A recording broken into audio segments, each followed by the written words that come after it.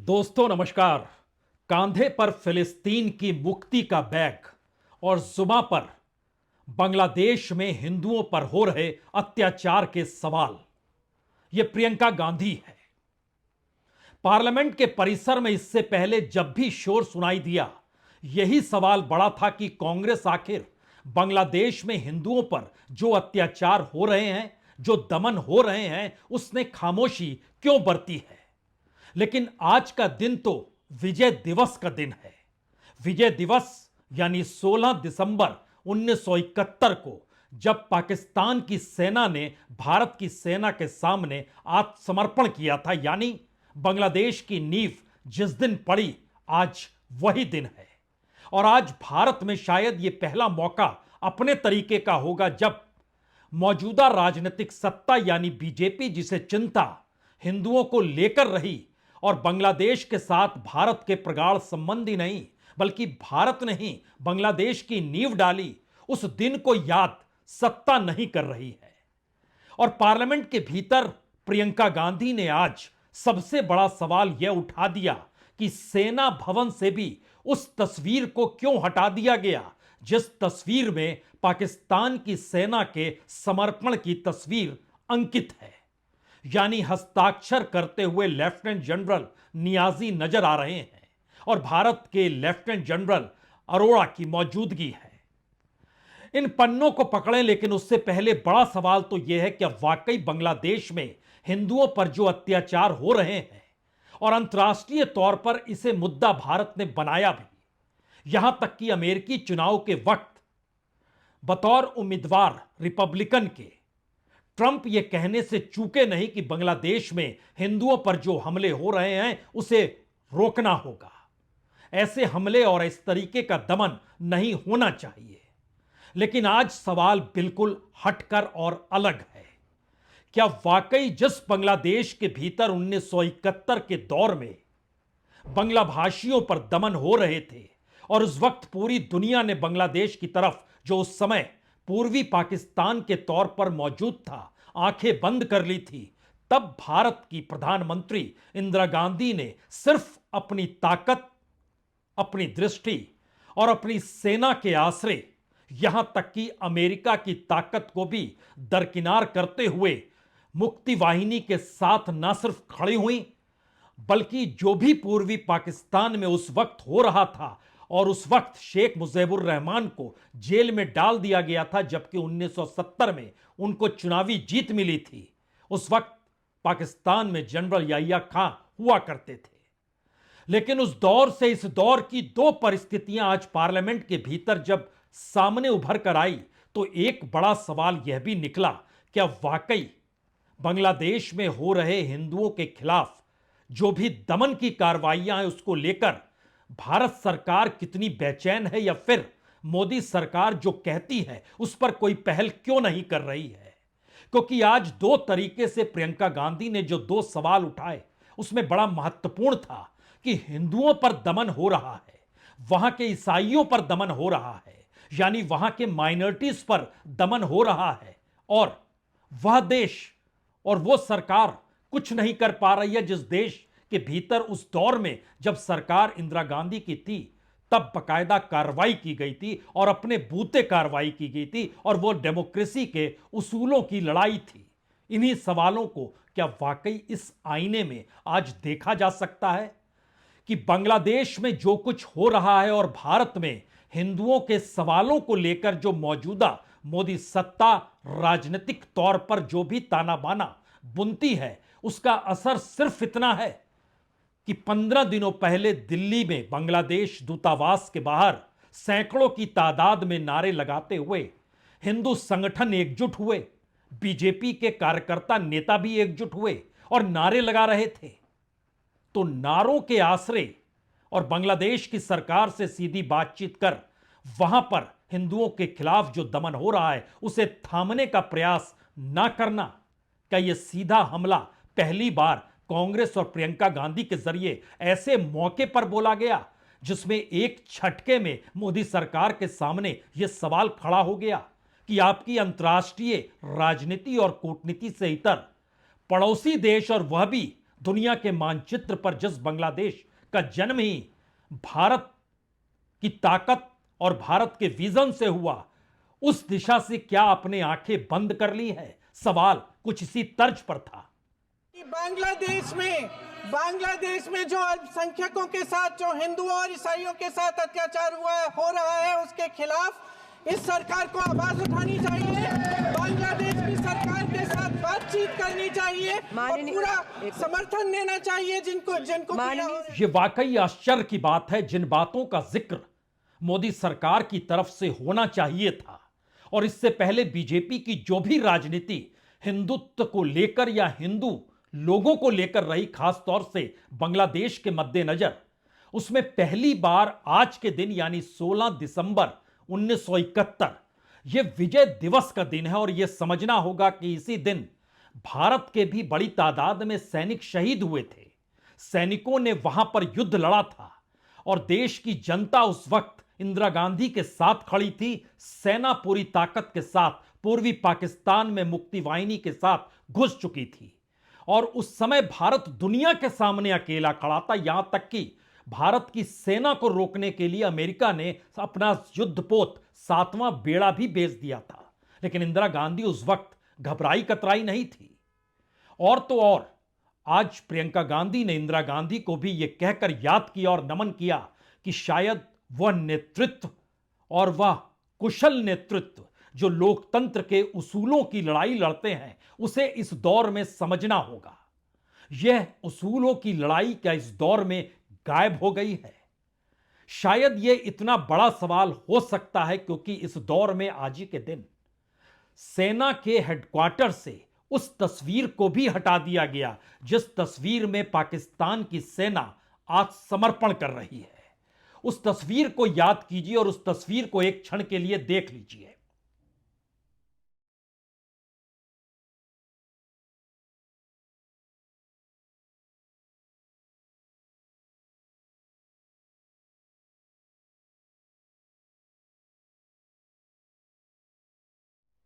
यह तस्वीर 16 दिसंबर 1971 की है। ढाका के रमना रेसकोर्स गार्डन में यहीं पर एक टेबल लगाई गई और उस वक्त पूर्वी पाकिस्तान के सैनिक कानून प्रशासक लेफ्टिनेंट जनरल आमिर अब्दुल्ला खान नियाजी इस पे हस्ताक्षर करते हुए आपको दिखाई दे रहे होंगे। उनके साथ जो बैठे थे वह बांग्लादेशी बलों के संयुक्त commander lieutenant general Jagjit Singh Arora हैं, जिनके सामने पाकिस्तान की सेना ने 93,000 आत्मसमर्पण पर हस्ताक्षर करते हुए और एक ही शब्द में उन्होंने आत्मसमर्पण किया। इस हस्ताक्षर के बाद और इनके इर्द गिर्द जो सेना के लोग नजर आ रहे हैं उसमें पाकिस्तान की सेना के लोग भी हैं जो पाकिस्तान के आत्मसमर्पण के गवाह हैं। इसमें पाकिस्तानी सेना के पूर्व कमान के commander rear admiral Mohammad Sharif और पाकिस्तान की वायुसेना के पूर्वी कमान के air vice marshal Patrick Desmond Calleman भी मौजूद हैं इस तस्वीर के भीतर में, जिन्होंने इस पर हस्ताक्षर उस दौर में किए थे।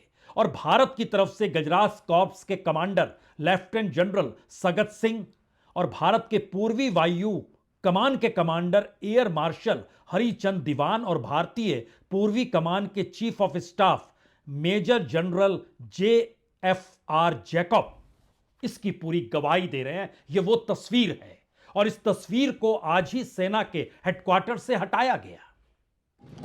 आज विजय दिवस है।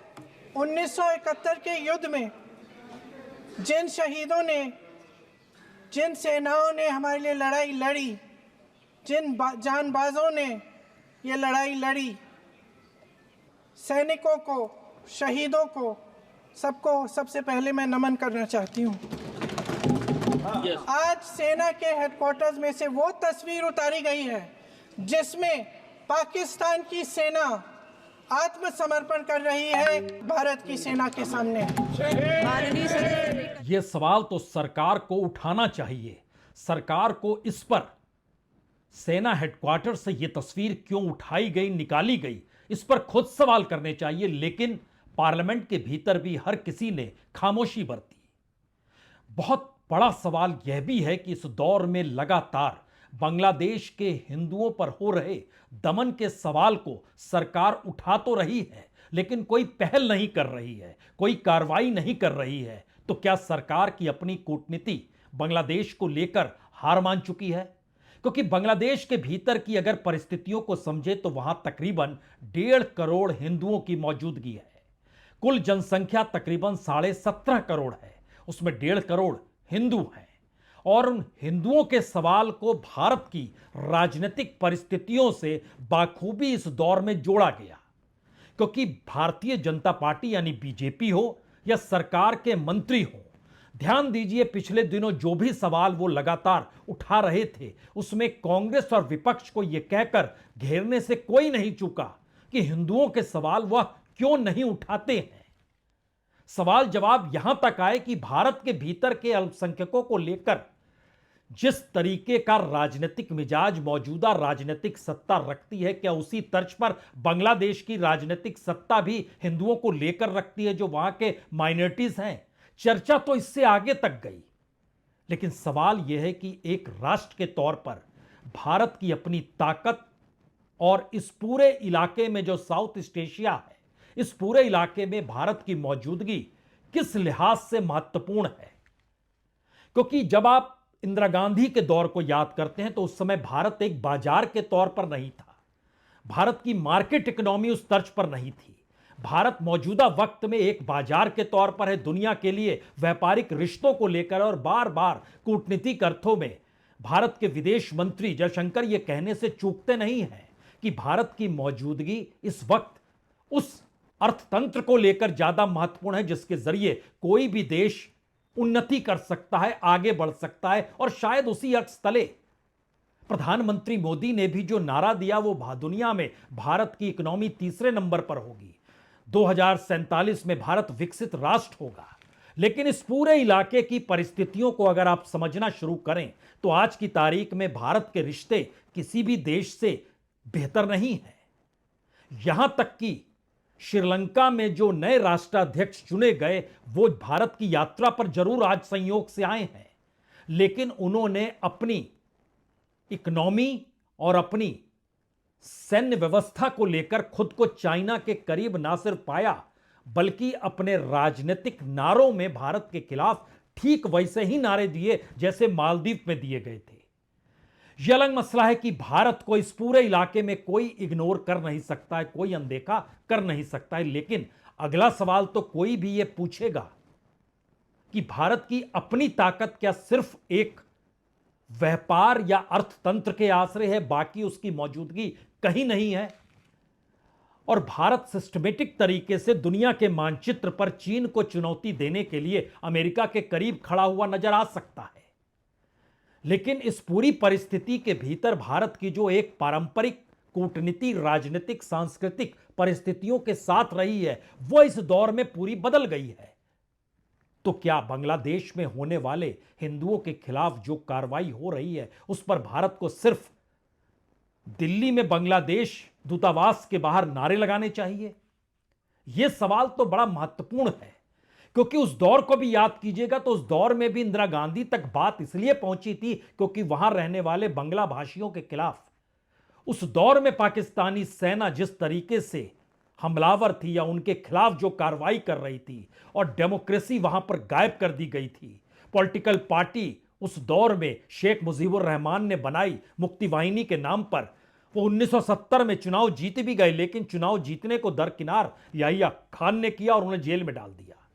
अपने अगल बगल लोकतंत्र जीवित रहे, इसीलिए इंदिरा गांधी ने वो पहल की थी और अमेरिका विरोध कर रहा था, बावजूद उसके पहल की थी। शायद इसीलिए आज 16 दिसंबर को यह बड़ा महत्वपूर्ण दिन इसलिए है क्योंकि सवाल अगर बांग्लादेश में रहने वाले हिंदुओं का है और भारत में बीजेपी खुद को हिंदूवादी पार्टी बतलाती है और प्रधानमंत्री मोदी जिस तरीके से सेना के बीच नजर आते हैं उसमें लगता यही है कि शायद भारत की सेना और सैनिकों का मनोबल प्रधानमंत्री मोदी ने इतना तो बढ़ाया ही है कि जब भी कूटनीति के आश्रय बात नहीं चले या बातचीत के आश्रय बात नहीं चले तो फिर भारत की सेना की मौजूदगी इस तौर पर होनी चाहिए जहां पर यह बात खुलकर हो कि पड़ोसियों को भीतर घुसकर जिसका जिक्र प्रधानमंत्री मोदी खुद कहते हैं लेकिन करने की स्थिति में चूक जाते हैं।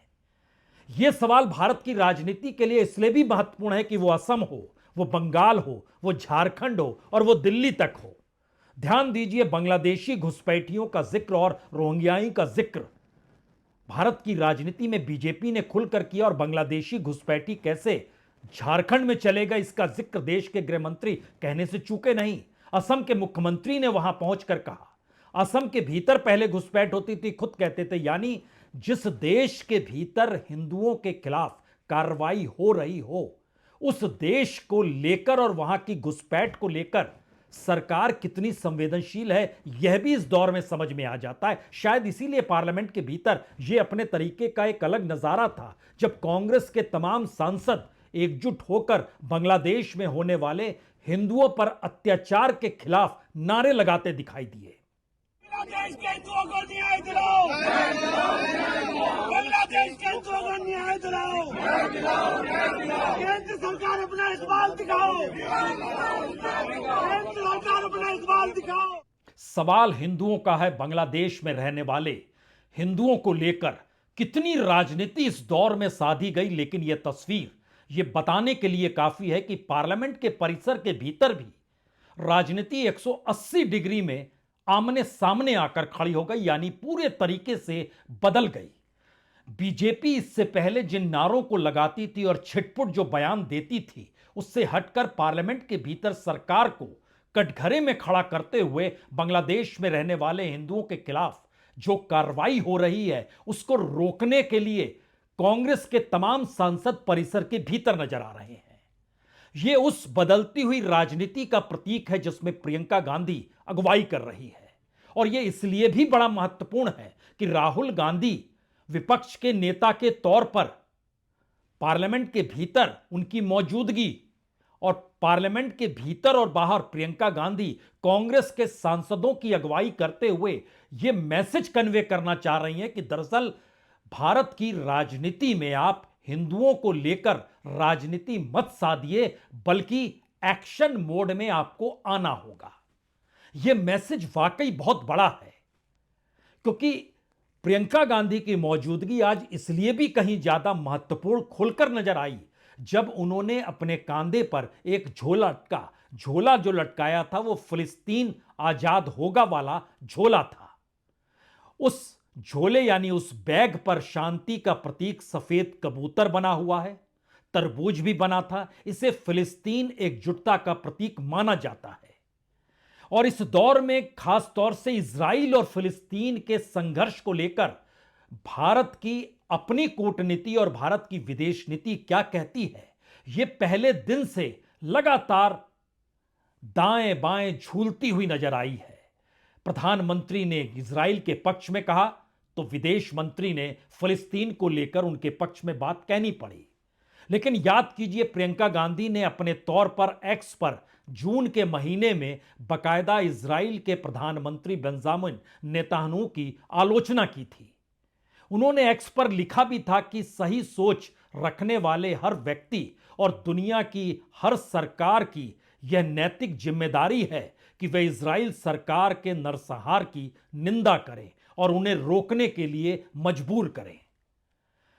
फिलिस्तीन आंदोलन और यासिर अराफात का दौर और उस दौर में मिसेस गांधी की मौजूदगी, अगर उस दौर को आप याद कीजिएगा और मौजूदा वक्त में प्रधानमंत्री मोदी के सत्ता के साथ बेंजामिन नेतन्याहू को देखिएगा तो ये दो तस्वीरें बिल्कुल दो दिशा में आपको नजर आएंगी।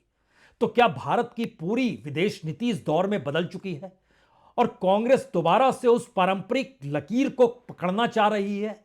यह भी सवाल इस दौर में बड़ा महत्वपूर्ण है, क्योंकि आज जब प्रियंका गांधी से सवाल किया गया कि आप फिलिस्तीन की आजादी वाला बैग लटकाए हुए हैं कांधे पर, तो उनका जवाब सुनना चाहिए।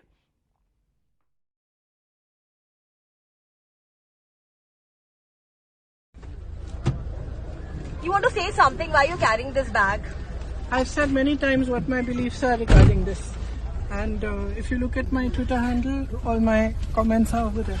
They say that they I said believe that that what parliamentarians can't carry this. Who's going to decide what clothes I wear now? Who's going to decide that?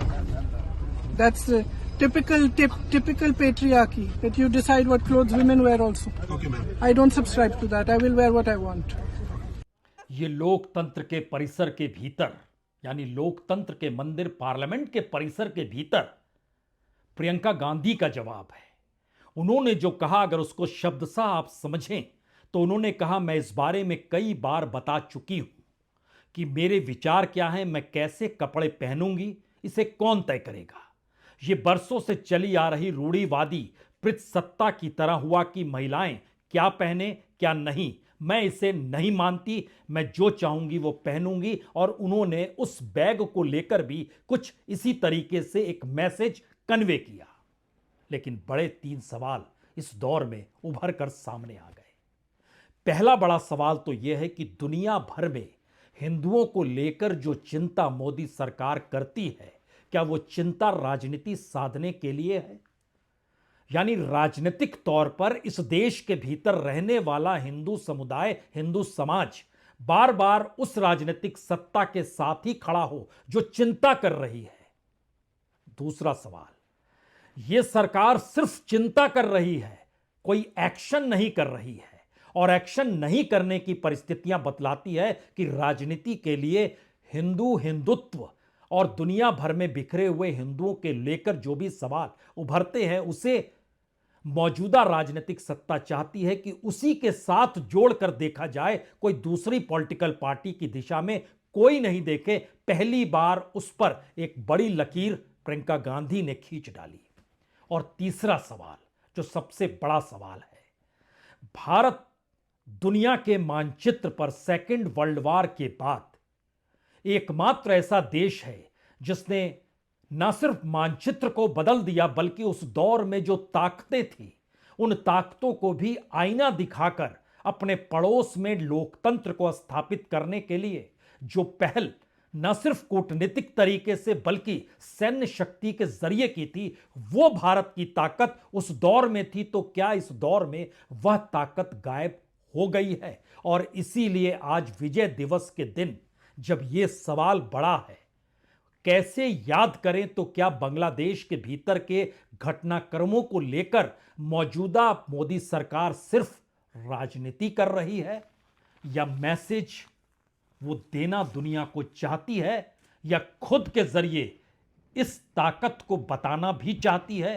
कि दरअसल वहां पर अगर एक भी हिंदू को कुछ हुआ तो भारत उनकी रक्षा के लिए खड़ा है, ये बताने की ताकत और बांग्लादेश के भीतर वहां की सरकार के सामने इस चुनौती और इस मंसूबे को रखने की सोच है या नहीं? शायद यही सवाल आज सबसे बड़े स्वर के साथ उभर कर आया है। बहुत बहुत शुक्रिया, बहुत बहुत शुक्रिया।